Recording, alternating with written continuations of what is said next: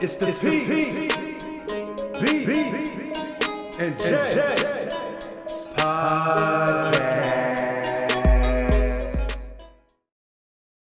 We back again. It's your boy P, aka Old Man Professor. Here we go. All right, what's up? This is B, aka Be Ever Ready, aka Young Gifted. What up? It's your boy Jay, aka Young Proletarian. Yeah. And as always, we are the PB&J podcast. Gotta say what up to the resident. Fluff is in the building. If Fluff is in the building. So we're gonna start off this week, man. We really wanted to get to this subject last week, but we kind of ran out of time. So we wanted to get to this one right off the bat. And I'm gonna let Fluff introduce this one because this is really her baby on this one. She got so passionate when she brought this whole thing up. So Fluff, we're gonna toss it over to you.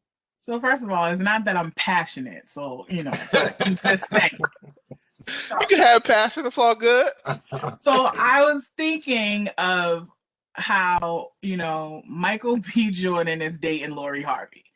Now, Lori Harvey has been connected to a bunch of people. She's been connected to Diddy's son, Trey Songz. Like, there's been a few people out there. Future was the last before Michael. So my thing is, I was thinking to myself, I'm like, Michael B. Jordan is like on the rise right now. Like his career is like, he's making moves.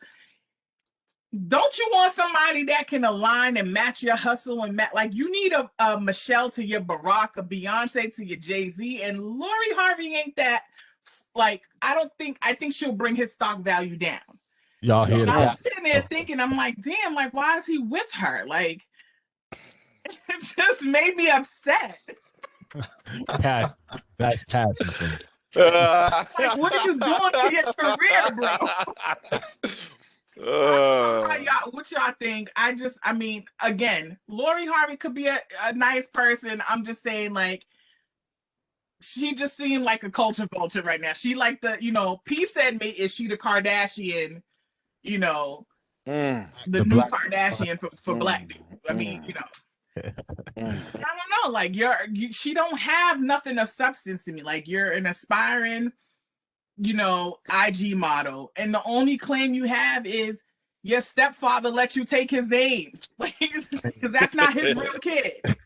If we want to back up here, right? So remember when we said she was passionate about this. The same passion. I'm just saying. It's not passion. It's not passion. Well, see, what I'll say about this is, one, I don't know neither one of these people. You know what I'm saying? So they could both have qualities. Like, I know women, Michael B. Jordan is that guy for them right now. And he could have qualities that might fuck him up for women. You know what I'm saying? If you wind up talking to him. I don't know. He could be the greatest guy ever. She could have qualities that really make me understand, oh, I get why niggas keep coming to you. Or if I talk to her, I might be like, these niggas are simps out here. Why the fuck are you giving this shit the time of day? So I just want to give that little disclaimer real quick. That being said, I feel like there's always been, especially in modern history, a woman that knows how to align herself with the right man. You know what I'm saying?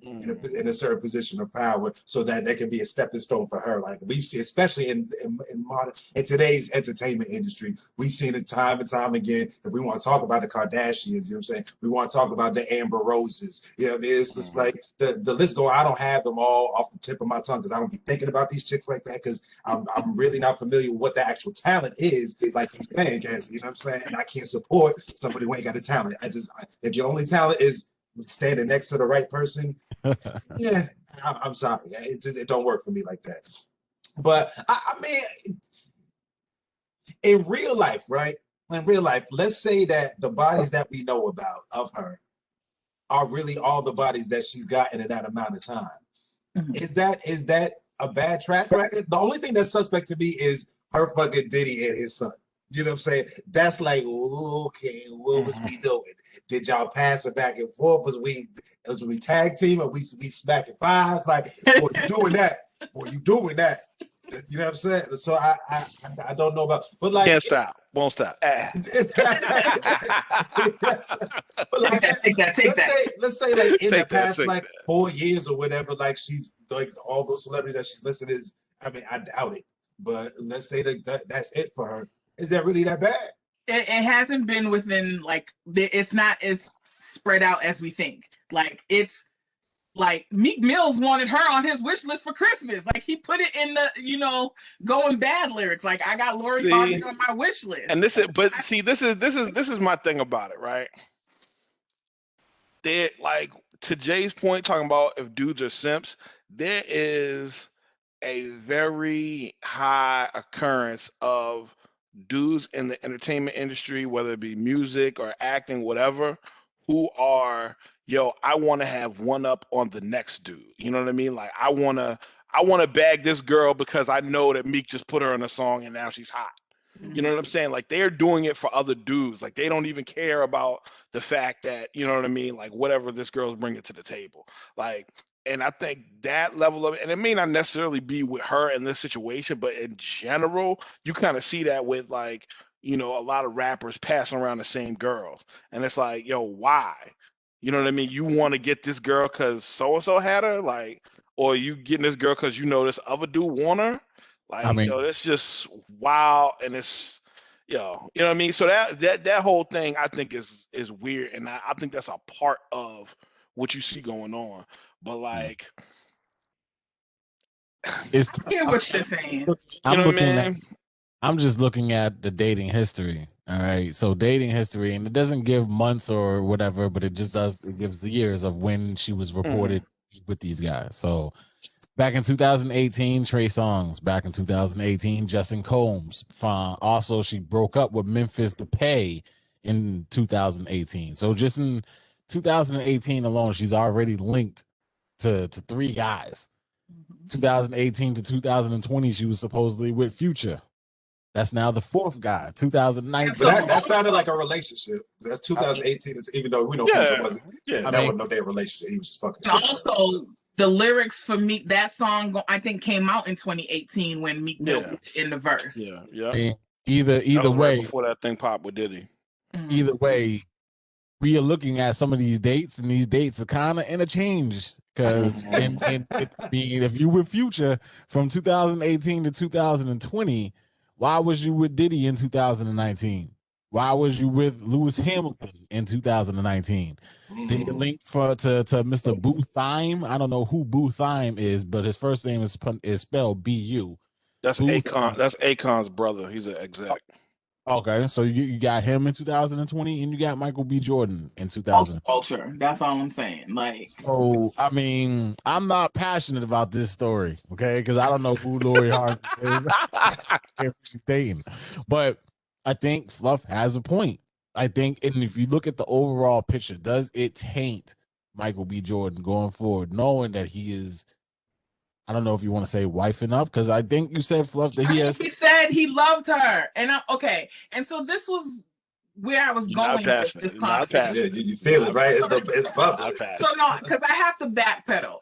The original conversation was dating after 30. What are your expectations? And are they the same as if you were in your 20s? And then as I was like processing this conversation, I wanted to bring it to the panel, I happened to look at my phone and I'm like, oh my God, like this dude said, I love you to this chick. He's in his 30s. She's in her 20s. Like he got like 10 years on her. So I'm like, then I started saying, okay, your expectations as a 20-year-old, do you still hone to those in your 30s? Or are you willing to compromise and let go of certain things as opposed to in your 20s? You know what I mean? Like, and that's how the whole thing was, coming about. And I'm like, okay, she got a couple of bodies. She's in her 20s. She could be finding herself. He's in his 30s. He could be, the mindset is, I'm trying to settle down now. My career is, coming on a rise. I need to find somebody that I can align myself with. And just for me, the thinking is, you aligning yourself with the wrong chick right now, because right. Where she's at mentally. And see this, but see, now this is the other thing about it too, right? I see P down there making faces. I'm just conversation. But how many bodies did you list? What, 5? I mean, At least. And that's what we know about. All right, so that you know about. So that's That's 5 and 3 years. Yeah. I mean, That's listen, and I'm supposed to be the wholesome dude on this show. Okay, 5 and 3 years. That's what I was saying. Like the body count ain't crazy because you got regular chicks out here fucking, Harold. This you is know what I'm saying. like 20 different Harolds a year. That's not what we're talking about. Yeah, the body count, but it looks like some of the bodies are within the same year. We're talking about you was with Diddy's son, and then you were reported to be with Diddy, all in the same There's only 12 months in this year. I still feel like bodies within the same year. So every couple of months you switching dicks. I still feel like the Diddy and his son thing is probably overblown. I think because you never heard her speak on it, you never heard them speak on it. Nobody's actually gotten a story from any one of them. See, but that's what's concerning though. You think that if it went down, they just not going to talk about it? Listen, I think Diddy was asked, and he gave one of those vague ass response, I'm not even gonna go into. Oh, I'm not gonna entertain you. Right? Yeah. Because there is some I don't know. story behind it. That's a problem for me, right? Because if it's not, if you just take if it's not a situation, if she ain't nothing. Right. Why wouldn't you just say it and be dead? She ain't nothing. Yeah. That's true. That's true. We ain't gonna comment on it. That sound like some old taboo shit. Did that. Maybe not everybody is gonna be with the shit y'all did, because Jay said, y'all niggas may have been high five. I mean, the way he be partying with his sons and shit, I ain't gonna put it past. I love what I see with his relationship with his kids, but I can't rule it out. That's all I'm saying. Now, I wasn't, like I said, I wasn't originally passionate about this story, but now that we're talking this out, I can kind of see Cassie's point. No, she's not a good look for you, B. But then at the same time, you kind of got it. My fault, Pete, not to cut you off. It's you got to think,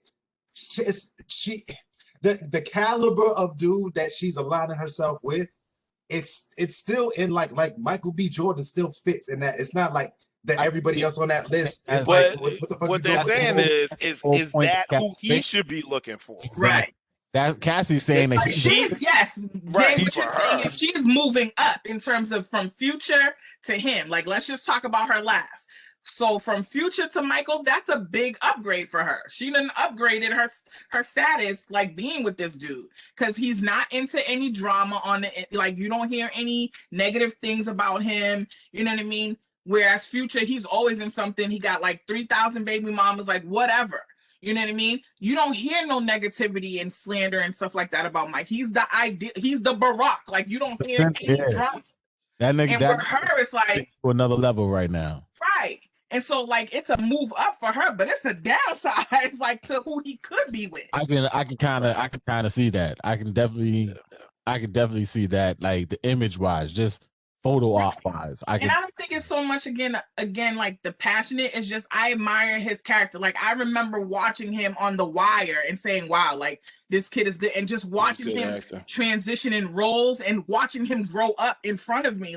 Even though we're not that far apart in age, I've literally watched his career and him as a person elevate, and then I'm as a fan, that's who you're gonna put yourself with, dude.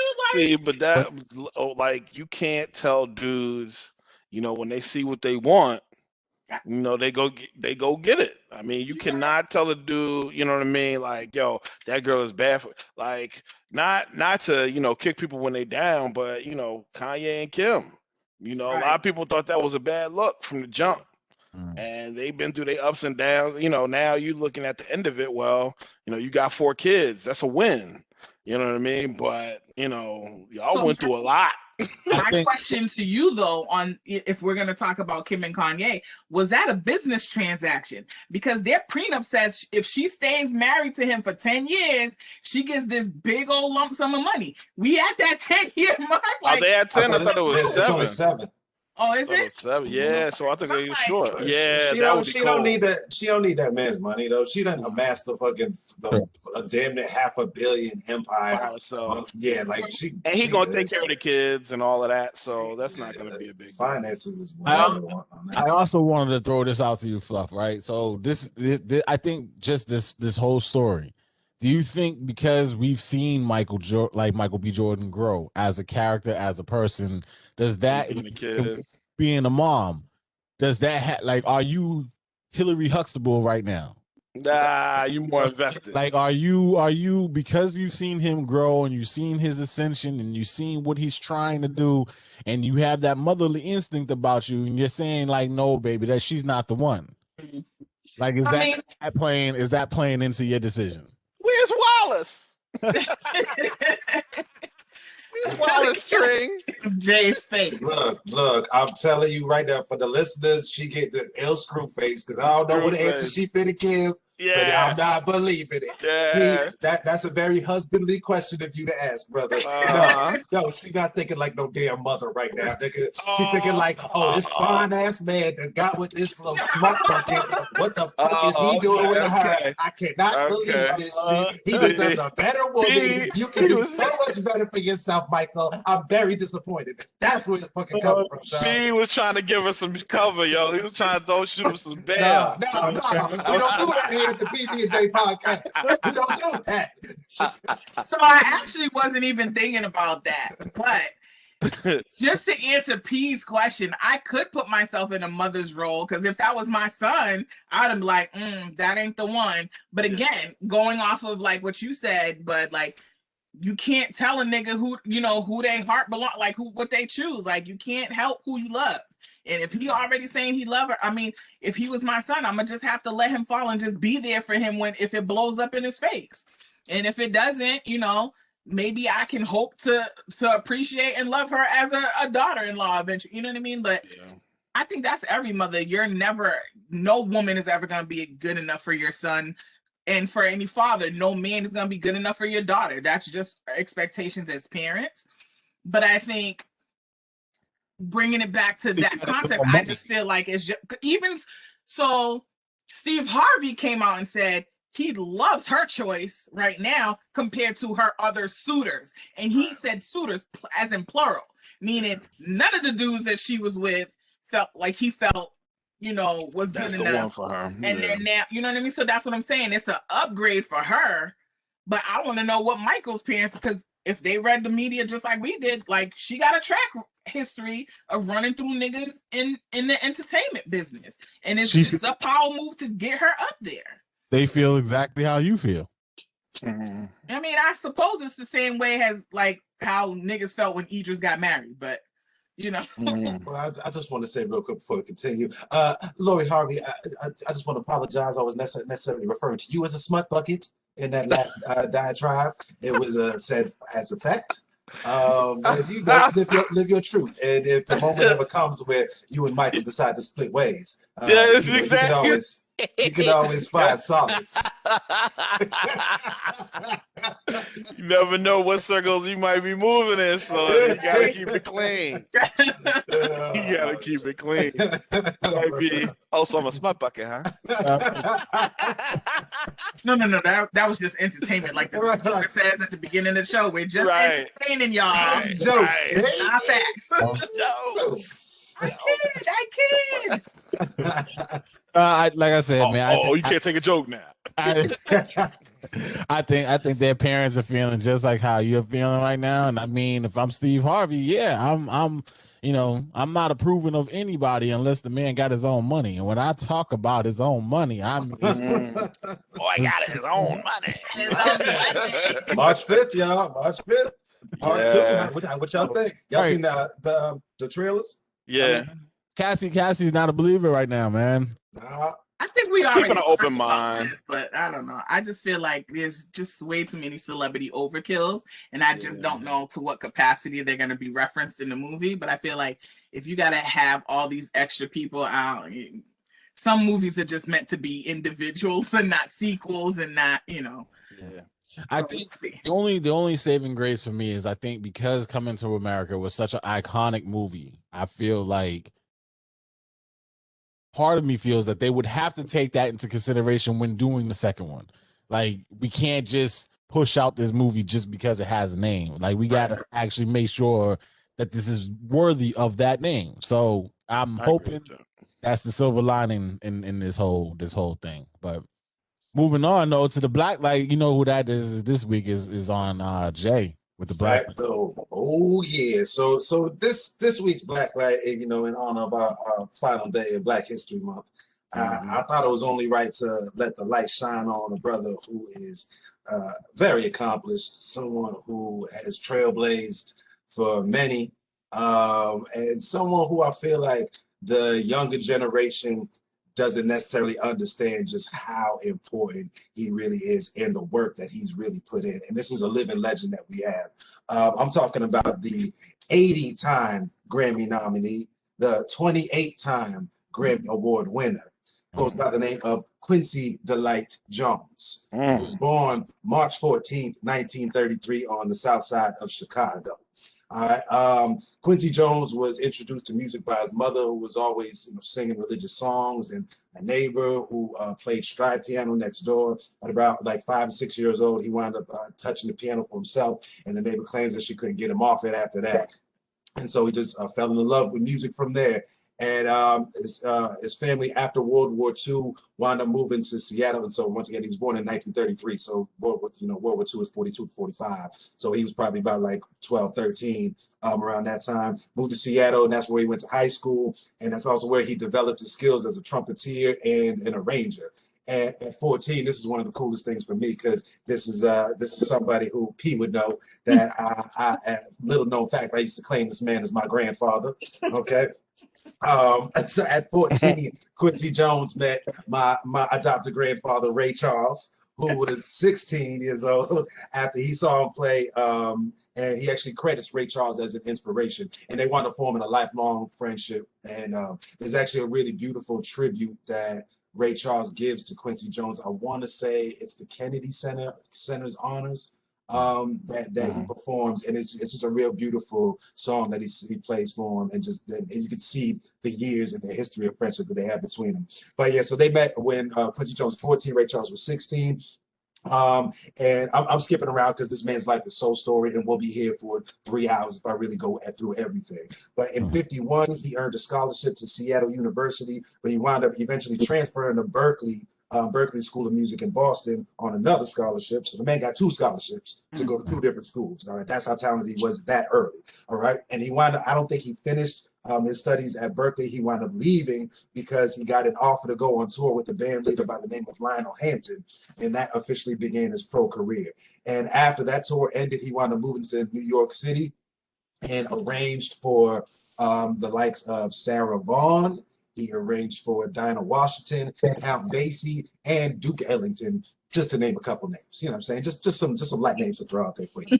Flight. Feel me? I'm skipping around once again. In 1975, he founded Quest Productions and arranged for, which is his own production company, and he wound up arranging for Frank Sinatra. It kind of brought him back to life. In 1985, he dipped into film production and produced the American classic The Color Purple, which earned 11 Oscar nominations. I mean, that's just a few of the things the man has done. He's hopped all over the place. And let me just give you a couple of his discography here. Let me get it here. I had it. Okay, yeah.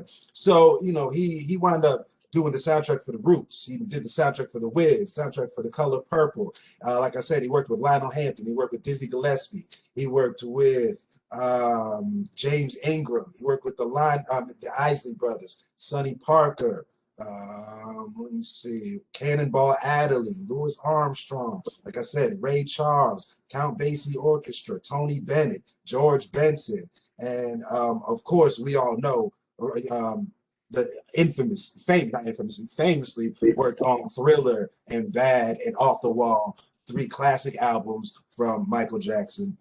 And the man's discography goes on and on and on. Countless accolades, countless awards. And like I said, he is still alive and one of our living legends. And so I thought it was just imperative that we take some time out and salute the genius, the icon, Quincy Jones. So shine on, brother. Shine on. Shine on. Thank you, brother. Thank you for all that you have given us, and you continue to give. Amazing work that you have provided and just left a legacy that will last forever. And Right. for anybody that has not seen it, because like I said, I left out way too much information. There's an incredible documentary on Netflix called Quincy, I believe. Check that out. It gives you everything you need to know. You'll come out really understanding and understanding him and with a deeper appreciation for everything he's given us, for real. Yeah. And I would say that just watching that joint made me want to dig more. Because it's like, even going over his life story in 90 minutes or whatever it was really still wasn't enough to really dig into all the things he's done. So I mean, that's, to your point, man, living legend. Two things I want to reference, right? First off, on Quincy Jones, and if anyone has seen the movie Ray, one of the things that kind of exemplifies who he is again, when he was in Seattle, when Ray Charles first gets to Seattle and they first met each other, Ray already knew about this guy, and he was 14 years old, whatever, so that just kind of puts it into perspective, how big he really is. Secondly, I remember when Jay told me that Ray Charles was his uncle. See, he ain't never try to pull that with me, man. I was past that phase. I accepted the truth at that point. What's even crazier about this whole statement is, to this day, I'm not really sure what to believe. That's really what was crazy. Like, he's kind of pulling my leg, but it's like, is he? Right. You seen him play the piano too.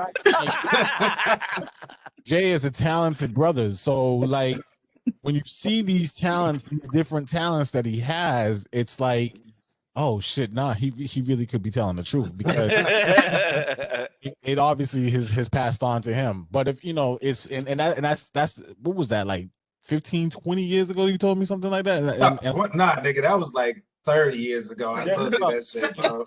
For real. Y'all was little. To this day, I don't disagree with it, dog. I really don't. So, the thing about it is, like, I promise you, I was not lying to y'all. I believed that shit.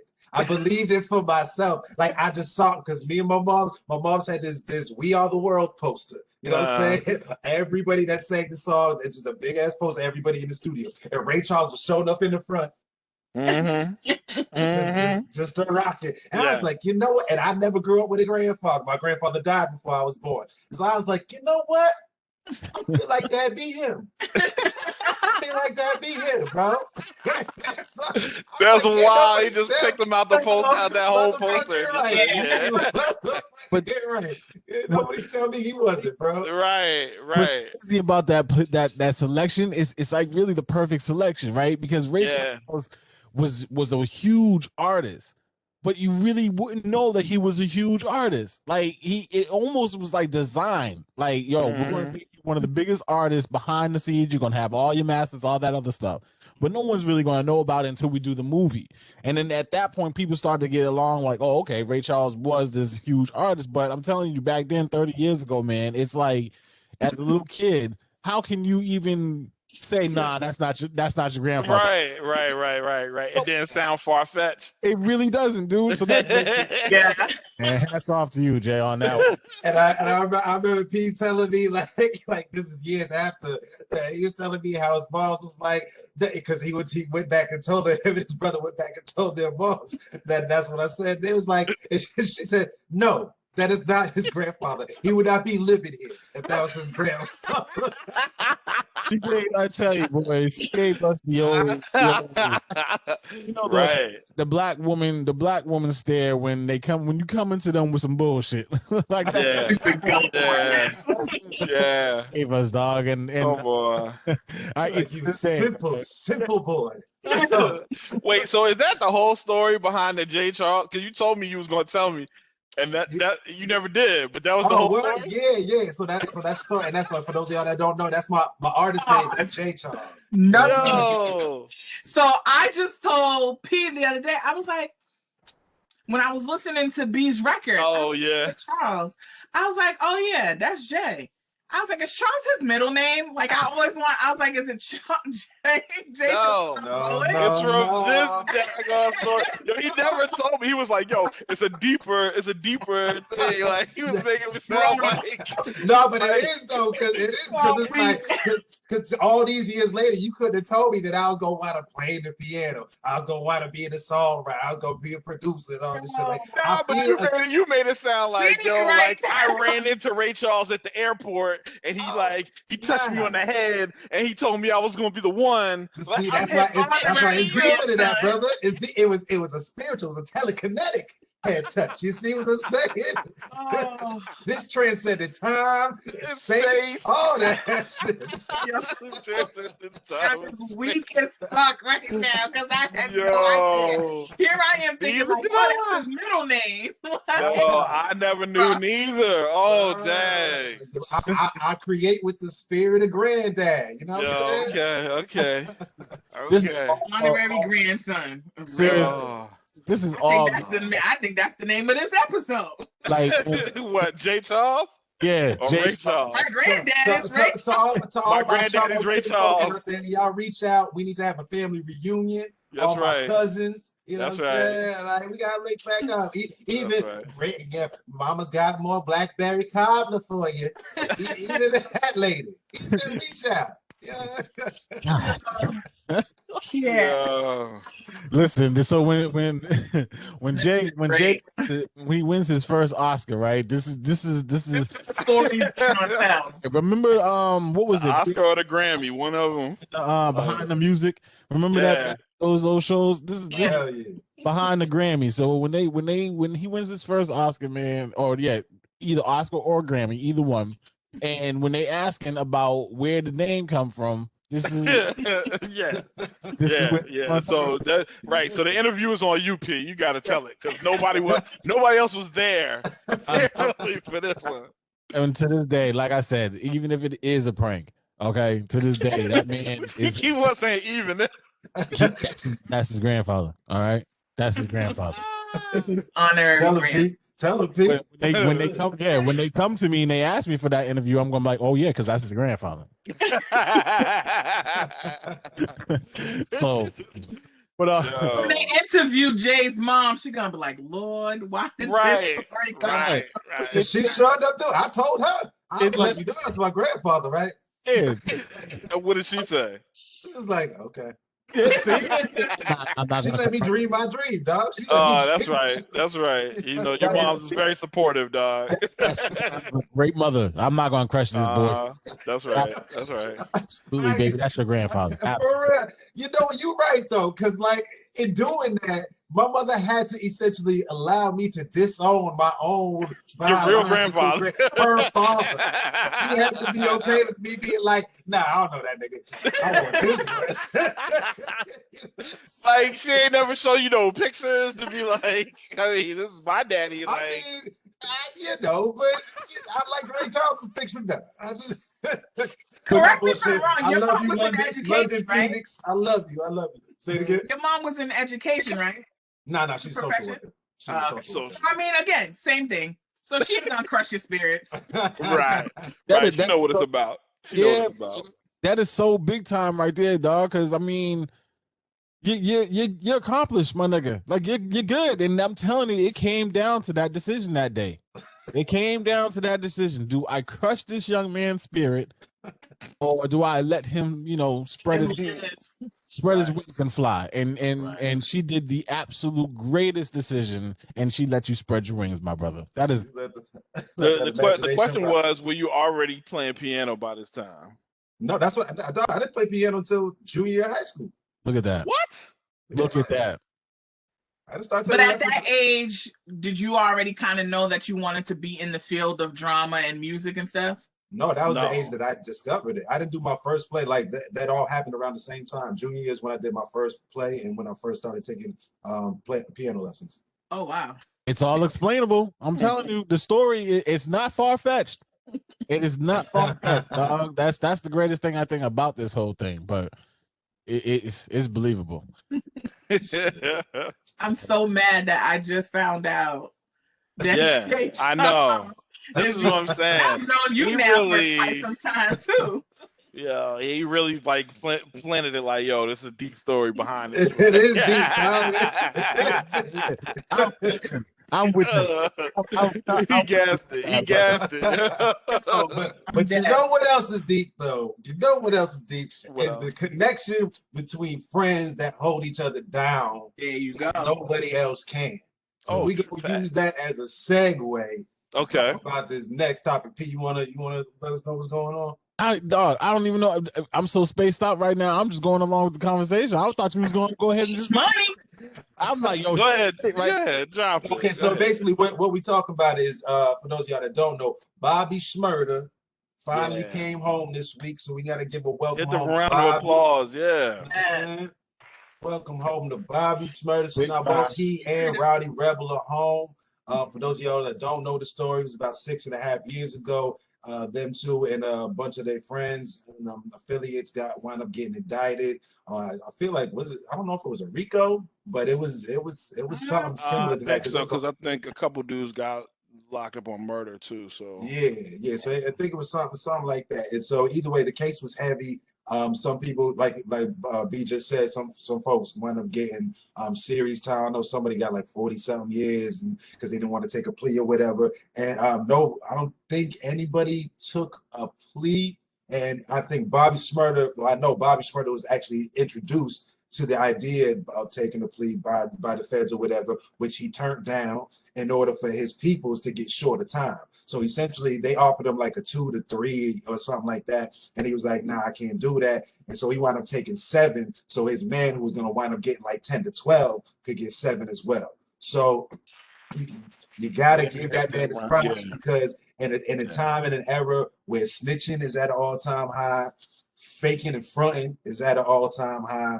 You know what I mean? Like, you got to really celebrate the ones that's out there doing it. And I'm not saying necessarily celebrating that lifestyle, but if you're going to be about it, the ones that's really about it in the realest way, in the most loyal ways. You know what I'm saying? Yeah. So that man really came home a stand-up dude. I don't know what issues he might have with other people. I don't know what situations that transpired, but in the way he handled himself with his friends and the people that he loves, you can't do nothing but applaud that man and exhibit him as a sign that like that's what these children need to be aspiring towards in terms of their relationships with their friends and signs of loyalty. You know what I mean? Because that shit ain't easy. That man took an extra 4 years. Sitting down for 4 days is too long. You know what I mean? Right. And that was for me. That's why I had the AKA to this old man professor today, because of my old man ways, I wasn't trying to hear or listen to this dude as an artist. So he was out of sight, out of mind for me. So I really didn't care what happened. So when this whole thing went down, I figured, being the old man that I am, I was like, oh, he probably snitched on himself, and that's how the feds caught on. So, and I was like on the bandwagon. Good for him. He did the crime. He deserved the time, right? But reading about this a couple of days ago about him coming home and things like that, and reading how he took this deal to basically, stand by his friends and to let them know, like, yo, we in this together. That shit is big time, dog. And I don't know if anybody else or, in the industry or anybody who would do that kind of thing. Like, that's very few. Star. He's the star here. Everybody else is, they may play a role to a certain extent, but the big time companies are here for him. So for you to put all that on hold and to say, like, nah, I'm not gonna further my career right now. I'm gonna take this L for the team. I salute. So I'm gonna give you a second. Man. I salute, bro. When your career is on the upswing, like he took over the city by storm with that hot nigga track. Like the city with all the world was rocking with the day, everything. That did still be popping to this day. You know what I'm saying? Like that shit ain't going nowhere. And so like he was a cultural fixture for immediately. And to be able to give that up just so you could ride for your peoples, like that's it's because the actual charges were conspiracy to murder, weapons possession, reckless endangerment, and he pled guilty and was sentenced to the 7 years, which was reduced to 5 after receiving credit for already doing 2 years waiting trial. So he did his whole 7. Right. Let's not make that. Let's make that clear. Like the whole 7, he did. Mm-hmm. Right. So, bro, yeah, I think it did like Wow. officially like a 6.5, but yeah, like he did that big, man. Did that And big, came up with standard too.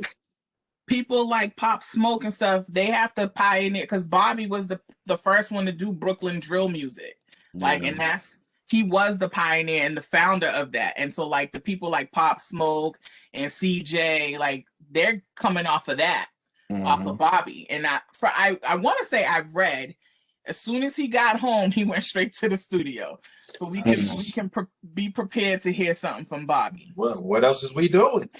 Right. That's what I love to hear. Is like, what you've been sitting down for 6.5, and what I've heard from people is like, you know, you go in there and it might stifle your creativity because it's a completely different environment and shit. You know what I'm saying? So it's not going to necessarily feed you the same way. Some people it does. Some people you just sit down, so all you can do is just put the pen to the pad, just get everything out. But other people, it's not necessarily gonna work like that. So the fact that he came home and was like, "Yo, I don't give a fuck about none of this shit. Let's go to work," like that, you gotta commend him again. Because you know, sitting down for that amount of time, that could fuck with your psyche, bro.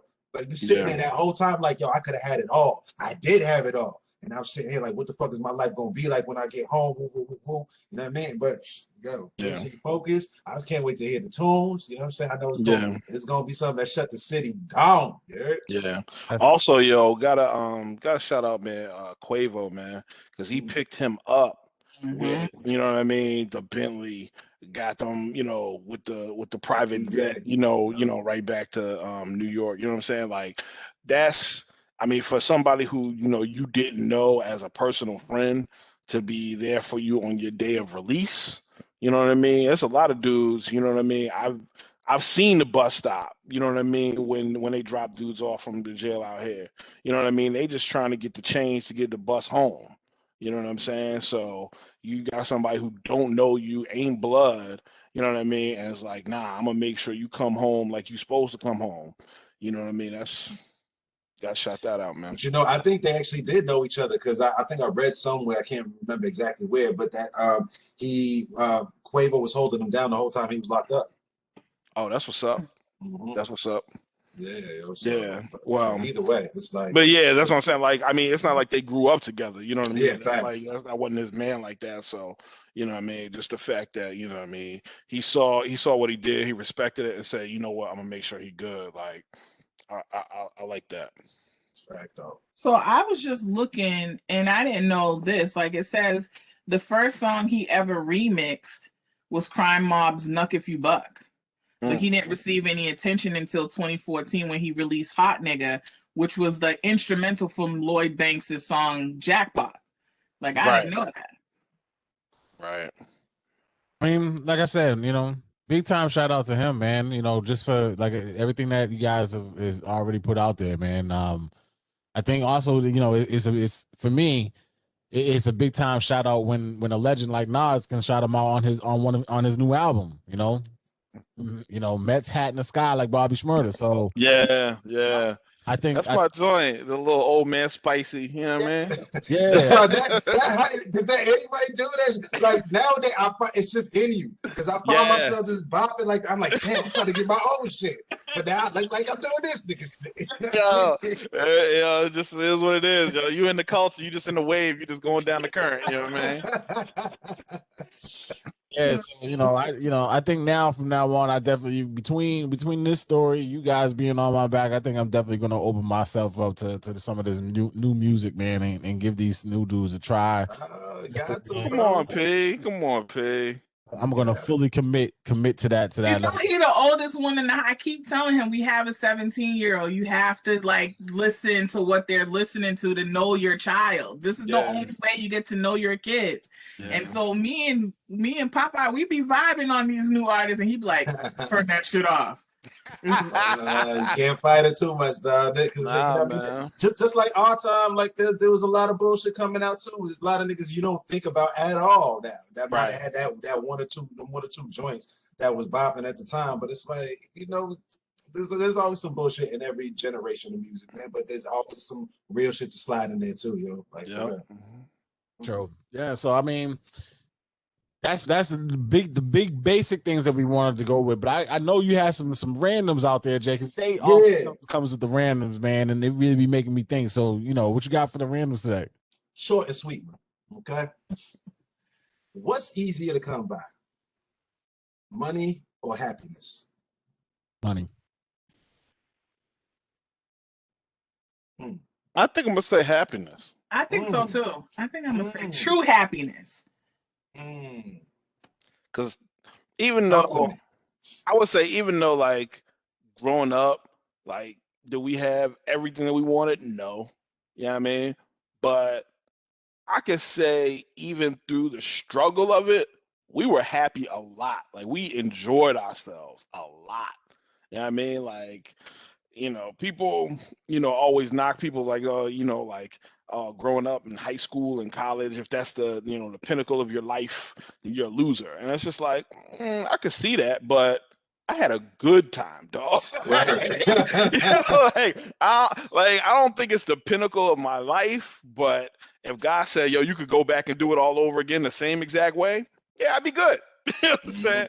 So, yeah, I mean, I didn't have no bread at that time, you know what I mean? Like, I made more bread than I ever did this past year, and I can't say I'm happier. I mean, I think I can say what you're saying, but because I've had this conversation with P, just thinking about us as parents now. Like, my mom, I grew up pretty much like in a single parent household. Like, even when my mom remarried, like, it was a single parent. And I would say to myself, and it was just me, like, I'm the only child by both parents, but I never felt like we struggled for anything. Like, my mom will say, like, oh, I'm broke, I don't got this, but I'm like, I always had food, I always had clothes that I wanted. Like, we was on vacation, like, every freaking summer we went out of the country. So, and like, now when I sit as parents, I'm like, how the hell did my mom do it? And I be sitting here like, I gotta pay this bill and this bill, and I ain't even gonna have enough money for this. And I'm like, how the hell did she do it? Well, it's more expensive now. It is more expensive now, but just like the concept, I was like, back then I was like carefree, didn't like, wasn't stressed. I was happy. And now as an adult, like, I'm like, yo, this shit sucks. Take me back, yo. Yeah. Facts. And I'm sure that's how our kids kind of feel, like they don't really have to struggle or know anything, so they're happy until they become adults. But I don't know. Like, I feel like happiness is easier. It's weird. It's weird because I think on a bigger note, me and Cassie had this conversation when I was watching a documentary it's called Muck City. It was on Showtime or something like that, and it's basically it's a city down in Florida that produces basically more NFL guys than anybody. It was like 2 high schools that produce more football players than any high school in history, but. I was thinking, and I was talking to Cassie, I was just like, even when I tell you this, like Muck City is not the traditional Florida neighborhood where the palm trees and everything and that whole, I guess, he's whatever a right, whatever the persona is, it's real. I'm just gonna say that it's real. Like, you got to be a real one to come from there, right? But and me and Cassie just looking and hearing their stories, and you hear so many stories of people coming from absolutely nothing. But yet they're sought after. Companies, seek after them. If they make it big in the NFL or the NBA, whatever, like it's just black folks are amazing to me, dog. Like, say that again. It's just like amazing, dog. And I was full disclosure, I was gonna have a second black light because I wanted to do a black light on soul food. Like, I wanted to give the credit to whoever coined the term soul food or whatever that was, like the history of it. It was very vague trying to find out the history because obviously our history is never really fully told. So it was really hard to get that credit to that one person. But just and if you're thinking about it, just the whole term, soul food and how it describes a whole bunch of different people from the South, from black folks, whatever. It's amazing that we even have that, like to come that far with that term soul food, that everybody knows it now, is amazing to me. And they was all rooted from like African traditions from slavery. Like it all goes back to slavery. It all goes back, for all of that. It's crazy. Just about chitlins and just how oh yeah, that was my random question today. Wait, hold up, but you ain't really answer though. No, so I think people can come by money more often than actual true happiness. I think your happiness a lot of times is going to be determined based on the situation of your life. So, for a lot of us, especially Black folks who were born behind that 8 ball, it seems sometimes, I think that you don't reach your full happiness most of the time. Most of the time, like one of the things I respect about both of you guys is because you guys have had a dream and you pursued your dream, right? But a lot of times you may have a dream and your circumstances are going to prevent you from pursuing it. So you're not really happy because you're not doing what you really want to do. You're doing what you got to do to survive. So I think that having money comes by more often. You're more likely to get rich than you are to do exactly what you want to do. See, I'm inclined to align with you, P, on this a little bit, and with some minor differences, just because I think that money is easier to come by because it's kind of there's a very clear path to that shit. You know what I'm saying? It's like, you get a job, you're gonna get a check. And I'm not even saying is money easier in the sense is it easier to be rich than it is to be happy, but like which one is easier to obtain? And I think that there's an absolute way for you to get money, but you might not absolutely be happy. You know what I'm saying? That happiness can be independent of your financial situation. But if you're not the type of person or in a spiritual, situation where you're able to recognize what are the things that are required to really truly be happy, then you're going to be fucked up no matter what you have. You could have all the money in the world, but you still ain't going to be happy. Or you could be broke as hell and you still won't be happy because you don't know what it really takes to make you happy. So you could be seeking all this other shit and trying to do all the things that you're being told and we've been fed to believe that, it's going to be fun to do whatever, I don't know, whatever it may be, you know what I'm saying? Like to go buy a bunch of clothes or to ball out or to be in the club all the time or whatever it may be, you know what I'm saying? We've been taught that these are the things that are supposed to make our lives worth living, but you have to find what it is for you. And I feel like a lot of us are flowing out here and we don't really know what it takes for us to individually be happy. And we're just we might tend to just fall in line with, whatever the zeitgeist might be and shit like that. So I feel like, yeah, man, I think happiness, like genuine happiness is probably harder to come by than bread. But are we talking about just bread or being rich? Because I'm assuming we're talking about being rich. Right. That's not just do you have a job that gives you money? Like that's two different things. I mean, I think it's either or. No. That's not either or. I mean, if you're rich, then that's a difference as to like I make money, but I don't get to really necessarily enjoy the money I make because I'm paying all these, you're right. Survive. You're right. But you might not enjoy the money you make either if you're rich, because you could be rich as fuck, but you be lonely than a motherfucker spending all that money by yourself. You know what I'm saying? Or you increase the lifestyle, so like you make it more, but you spend it more. So you know what I mean. You still kind of cash poor because you don't know how to manage it. I guess I was just asking more in the sense of I wasn't even thinking necessarily about being rich, but just in the sense of like which is easier to obtain and on a practical level. Then yeah, I mean just that. Then yeah, I will rock with you. I took it as being rich. Right. Yeah. Gotcha. No, I definitely agree because money is more tangible. Like you can, than obtaining like happiness, which again, you can go so many different avenues. Like what does your happiness look like? You know what I mean? And then that leads me to question, because I know we're running short on time real quick. It's like, then what's more important?